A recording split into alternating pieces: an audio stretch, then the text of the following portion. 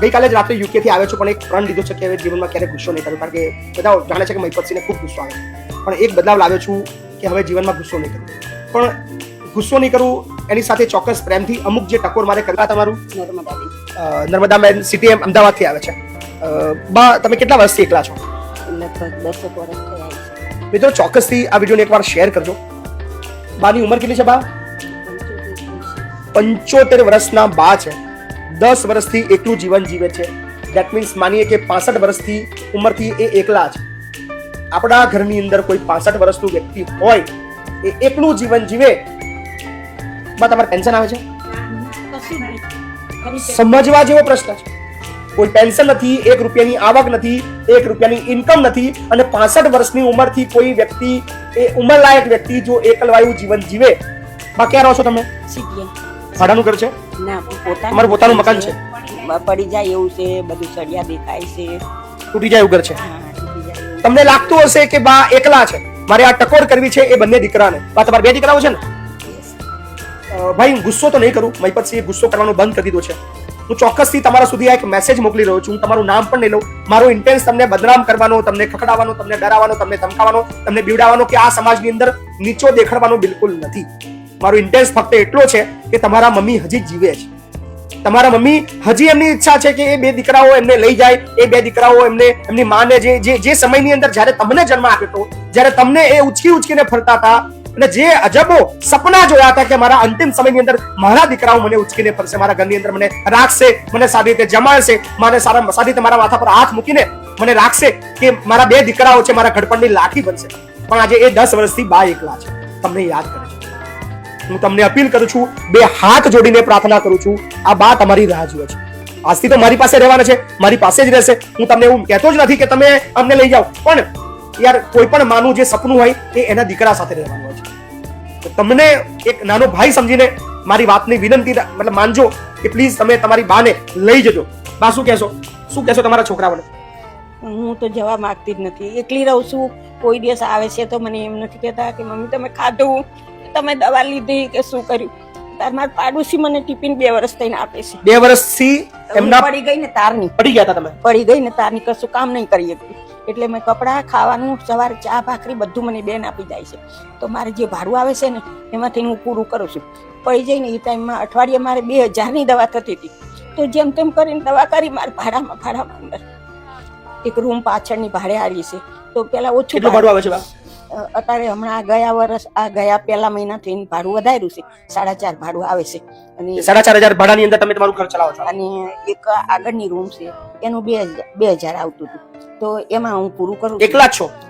2 વર્ષથી તમારે જમવાનું હવે નહીં બનતું હોય તમારાથી? મારથી કશું થતું જ નથી એમ. એટલે અત્યારે થોડીક હાજી થઈશું ને તો મારા માટે ક્યારેક ભૂખ લાગી હોય ને તો ચા બનાવી, નાસ્તો થોડો મંગાવી. હવે તમારે કોઈ ચિંતા કરવાની જરૂર નથી. આ દીકરો તમારા છે અને મારા સાથે મારા ઘરે તમારે રહેવાનું છે, બરાબર? મારા ઘરે તમારે રહેવાનું છે. કોઈ ચિંતા હવે ના કરશો, બરાબર? બહુ દુઃખ જોઈ લીધું, બહુ પીડાઓ જોઈ લીધી અને બહુ તકલીફ વેઠી લીધી, પણ હવે ટેન્શન નહીં લેવાનું તમારે. મકાન માટે મેં એમ કીધું કે તમે મારી જોડે બોલો નહીં, ચાલો નહીં, તો હું મકાન વેચી દઉં કહું તો 3-4 વાર એવું બોલાવું છું તો એ કશું જવાબ આપતા નથી. તો મને શું કહેશે, કેમ મકાન વેચવું છે? કીધું તમે મારી જોડે બોલો નહીં, ચાલો નહીં, મને કશું પૂછો નહીં, તો હું શું કરું? મકાન વેચી જ દઉં ને, વેચીને તમને થોડા ઘણા પૈસા આપી દઉં કહું. તો કે ના, એવું નથી કરવું કે, અને મકાન જોઈએ છે. બોલો, આવું કરે. કોઈ વાંધો નહીં, ચિંતા ના કરશો. હવે શાંતિથી આપણી જોડે રહો, કોઈ ટેન્શન. દાદાને કેટલા વર્ષ સેવા થઈ ગયા? 7-8 વર્ષ વર્ષ. શું કરતા હતા દાદા? મિસ્ત્રી ફર્નિચર નું કરતા હતા. એમને કેટલાય ટાઈમ થી મૂકી દીધું હતું, કામ નહોતા કર્યું.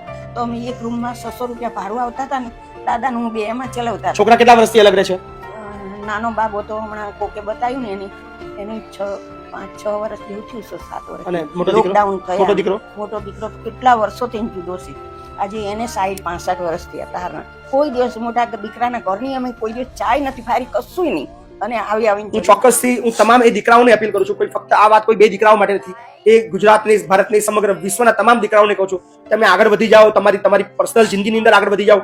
માની પણ લઈએ કે તમે ખૂબ બિઝી હો છો, ધંધાનું પ્રેશર, કામનું પ્રેશર, તમારા પોતાના છોકરાઓની ચિંતા, પણ એ 24 કલાકમાંથી એ 24 સેકન્ડ તમે તમારા મા બાપ માટે કાઢો. 24 કલાકમાંથી ફક્ત 24 સેકન્ડની વાત કરું છું કે એક ફોન, એક વિડીયો કોલ, અથવા મહિનાની અંદર એકવાર, અથવા 3 મહિનાની અંદર એકવાર, અથવા 6 મહિનામાં એકવાર, અથવા વર્ષની અંદર એકવાર એકાદ કલાક કાઢીને તમારા મા અથવા તમારા બાપ હોય એમને મળજો. કારણ કે યાર ખૂબ સપના જોઈને તમને મોટા કર્યા હતા અને આ ઉંમરની અંદર એમની આ પરિસ્થિતિ હોય ત્યારે કદાચ એ ફીલ તમે અત્યારે નહીં સમજી શકો. જ્યારે તમે ગરડા થશો ત્યારે તમને કદાચ આ વાતો તમને સમજાશે કે તમે તમારા મા બાપ સાથે શું કર્યું છે, તમારા મા બાપને તમે શું પીડાઓ આપી છે, તમારા મા બાપ જેવી રીતે રાહ જોતા હતા કદાચ તમારે કાલે એ રાહ ના જોવી પડે. એવી હું ભગવાનને પ્રાર્થના કરું છું કે તમારું જે ઘડપણ છે એ આવું ના વીતે, કોઈનું પણ ઘડપણ આવું ના વીતે. ઓલવેઝ 60 વર્ષની ઉંમર પછી કદાચ સ્વભાવ થોડો બદલાય, વાતો બદલાય, બોલવાની શબ્દ બદલાય, પણ અંતિમ એક વસ્તુ યાદ રાખજો, એ તમારા મા બાપ છે. અમે તો બેઠા છીએ, આવા જેટલા પણ મા બાપ છે 1000 આવશે, 10,000 પણ આવશે, એના માટે મહીપતસિંહ ફાઉન્ડેશન બેઠું છે. બાબા ચિંતા ના કરો. અને હું પડી ગઈ ને એના ઘરે મને લઈ ગયો તો ને તો મારા બાબો મને મારવા ઉભો થયો. પછી કે આ ડોસી તો નહીં મરે, આપણને બધાને મારી નહીં મરશે, હવે તમારે ક્યારે કે શું વિચાર કરવો છે કે મેં હું થોડી ખાજી થઈશ ને એટલે તમને ઘરે બોલાવીશ મેં અને જેવું હશે એવું કહીશ મેં. તો થોડી ખાજી થઈ એટલે બોલાય મેં હું મકાન વેચી દઉં. તમે મારી જોડે નથી બોલતા તો બીજાની કોની જોડે તમે હરકી રીતના બોલશો? બરાબર છે. આજે આવી રીતે મારું વર્તન આવી રીતે તમે વર્તો છો, હું માં શું સત્તા કાંઈ વાંધો નહીં, ભૂલી જાઓ, છોડ દો. અમે આપણે એક મકાન એ દીકરાઓને આપી દો, આપણે નહીં જોઈતું કશું. મને નથી આલું મકાન, દીકરાઓને નથી આલું, આપી દો, આપી દો, બધું જ આપણે કઈ જોઈતું. આપણે શાંતિ તમારે જોઈએ કેટલું? જમવા માટે, રહેવા માટે સરસ મજાનો રૂમ જોઈએ, જમવા માટે 2 ટાઈમ જમવાનું જોઈએ, નાસ્તો જોઈએ, બીજું શું જોઈએ તમારે? બાકી બધું જોઈ લઈશ અને ચિંતા ના કરો. So thank you so much. અમારો ઇન્ટેન્સ કોઈને બદનામ કરવાનો કે કોઈને ઉતારી પાડવાનો નથી. અમારો ઇન્ટેન્સ એ છે કે લોકો બદલાય, લોકોની માનસિકતા બદલાય અને મા બાપને ઘડપણની ઉંમરની અંદર જ્યારે સાથે રહેવાનો સમય આવે ત્યારે કમસે કમ એમને એકલા ના કરે. સો તમારી આસપાસ આવું કોઈ વડીલ દેખાય એટલે ચોક્કસ અહીંયા મોકલી આપજો. ધરતીનો છેડો વૃદ્ધાશ્રમ, જ્યાં તમામ જાતિ, તમામ સમાજ, તમામ ધર્મ, અમે ક્યારે કોઈને ધર્મ સમાજ નથી પૂછતા, ફક્ત આપીએ છીએ આશરો અને આ બધું જ ચાલે છે આપ બધાના સહકારથી. So thank you so much કે તમે બધાએ ખૂબ પ્રેમ આપ્યો છે અને એ લાયક બનાવ્યા છે કે આવા તમામ એ તકલીફ વાળા પીડિત વડીલોને અમે સાચવી શકીએ.